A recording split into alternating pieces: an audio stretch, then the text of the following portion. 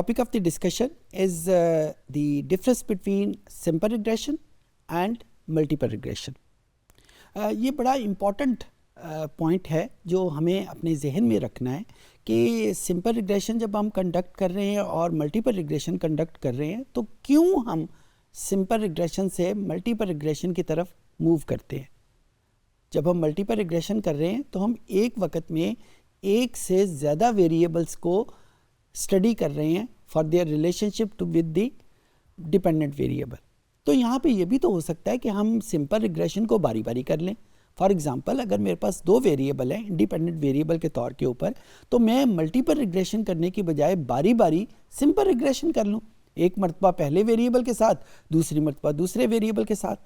सो यहाँ पे ये सवाल पैदा होता है कि why we are moving toward a multiple regression, जिसमें हम दोनों इंडिपेंडेंट वेरिएबल्स को अलहदा अलहदा करने की बजाय इकट्ठा लेके चलते हैं. सो इसका जवाब ये है कि जब हम उन इंडिपेंडेंट वेरिएबल्स को अलहदा अलहदा स्टडी करेंगे तो इन वेरिएबल्स के दरमियान में अगर कोई रिलेशनशिप है तो उसको हम इग्नोर कर रहे हैं, उसको हम अपनी कैलकुलेशन में नहीं लेके आ रहे. जब हम इंडिपेंडेंट वेरिएबल्स को अलहदा अलहदा लेंगे सिंपल रिग्रेशन में तो उनके दरमियान का रिलेशनशिप हमारी कैलकुलेशन में दाखिल नहीं हो पाएगा. वाइल जब हम मल्टीपल रिग्रेशन करेंगे तो वो दोनों वेरिएबल अलहदा अलहदा भी हमारे सामने हैं और बिहाइंड द सीन उनके दरमियान में अगर कोई रिलेशनशिप है तो वो भी हमारी कैलकुलेशन में अपना रोल प्ले करेगा.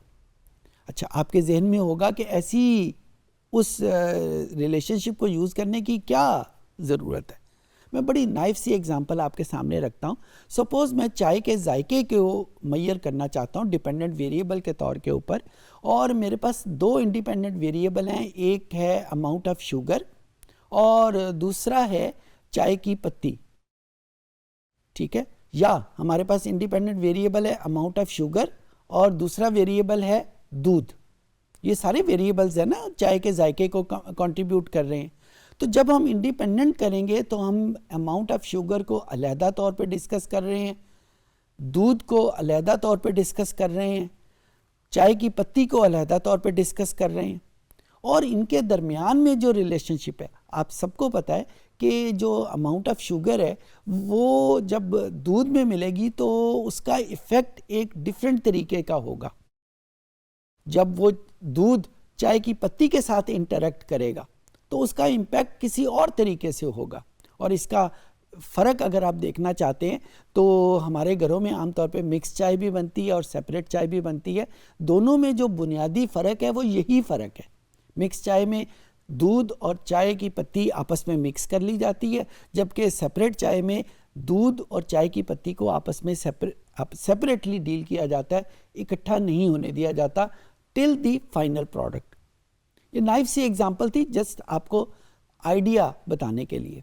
सो जब हम मल्टीपल रिग्रेशन कर रहे हैं तो उनके दरमियान का जो इंटर कोरिलेशन है, जो उनका रिलेशनशिप है इंडिपेंडेंट वेरिएबल का आपस में, वो भी अपना रोल प्ले कर रहा होता है. ओके, ये एक फ़र्क आ गया. दूसरा फ़र्क इसमें क्या आएगा कि जब हम इंडिपेंडेंट वेरिएबल्स को इंटरप्रेट करने लगेंगे तो वहाँ पे हम एक इंडिपेंडेंट वेरिएबल को इंटरप्रेट करते वक्त दूसरे जितने इंडिपेंडेंट वेरिएबल्स हैं उनके इफ़ेक्ट को कांस्टेंट कर लेंगे. फॉर एग्जांपल अगर आप स्क्रीन के ऊपर देखें और इसके टेबल नंबर 4 में देखें, ये एक टिपिकल रिग्रेशन एनालिसिस की आउटपुट है. यहाँ पे दो इंडिपेंडेंट वेरिएबल इस्तेमाल किए गए हैं और पहला independent variable house hold income है. जब मैं इसको इंटरप्रेट करूँगा तो मैं ये कहूँगा कि the relationship between income and credit card debt, जो कि डिपेंडेंट वेरिएबल है, टेबल नंबर 1 में गिवन है, उसके साथ इसका रिलेशनशिप पॉजिटिव है by keeping the effect of experience, जो कि दूसरा इंडिपेंडेंट वेरिएबल था, एज कांस्टेंट. तो जब तक ये हम नहीं कहेंगे उस वक्त तक ये इंटरप्रिटेशन मुकम्मल नहीं होगी. दूसरा, यहाँ पे हमें नज़र नहीं आ रहा लेकिन जो दो इंडिपेंडेंट वेरिएबल्स के दरमियान में रिलेशनशिप है वो भी इसमें रोल प्ले कर रहा है. इसका अंदाज़ा आप ये कर सकते हैं, आप एक अपनी हाउस असाइनमेंट के तौर के ऊपर अपने जहन में रखें कि यही रिग्रेशन जब आप इंडिपेंडेंट वेरिएबल्स को अलहदा करके यानी सिंपल रिग्रेशन के तौर पे रन करेंगे तो आपको ये जो वैल्यूज़ हैं 0.042 और -0.009 ये मुख्तलिफ होंगी। सिंपल रिग्रेशन में ये वैल्यूज़ और होंगी और इस वक्त एज ए मल्टीपल रिग्रेशन के तौर पे ये कोएफिशिएंट आपको, ये स्लोप की वैल्यूज़ आपको डिफरेंट नज़र आएंगी। तो उस डिफरेंस की वजह इनके आपस का कोरिलेशन है। स्ट्रॉन्ग होगा तो ये वैल्यूज़ और तरीके से आएंगी, स्मॉल होगा तो ये वैल्यूज़ और तरीके से आएंगी।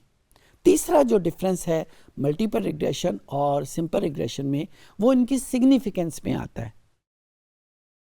जब हम सिग्निफिकेंस डिस्कस करते हैं तो इंडिपेंडेंट वेरिएबल्स की अलहदा से सिग्निफिकेंस भी स्टडी की जा सकती है और रिग्रेशन एज ए होल उसको भी हम स्टडी कर सकते हैं, जिसको हम एनोवा टेबल में स्टडी करते हैं। ये सारी चीज़ें हम सिंपल रिग्रेशन में बड़ी तफसील के साथ डिस्कस कर रहे हैं, लिहाजा मैं यहाँ पे उनके कॉन्सेप्ट के ऊपर ज़्यादा जोर नहीं दूंगा। तो मैं उस फ़र्क की बात कर रहा था कि जब हम टेबल नंबर 4 में देख रहे हैं तो टेबल नंबर 4 हमें अलहदा उन इंडिपेंडेंट वेरिएबल्स की सिग्निफिकेंस बता रहा है आखिरी कॉलम में। और अगर आप गौर से देखें तो जो आखिरी कॉलम है उसमें जो सिग्निफिकेंस है एक्सपीरियंस की वो ज़रा डिफरेंट है, 0.01 से तो ज़्यादा है, लिहाजा 1% के ऊपर ये सिग्निफिकेंट है ही नहीं। लेकिन जब हम regression as a whole ANOVA table में देखेंगे तो हमें वो वैल्यू सिग्निफिकेंट नज़र आएगी।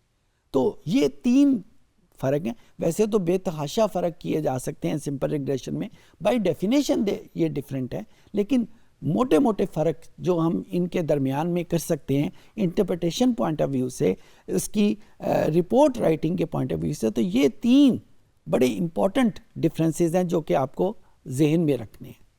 I hope I could make myself understood.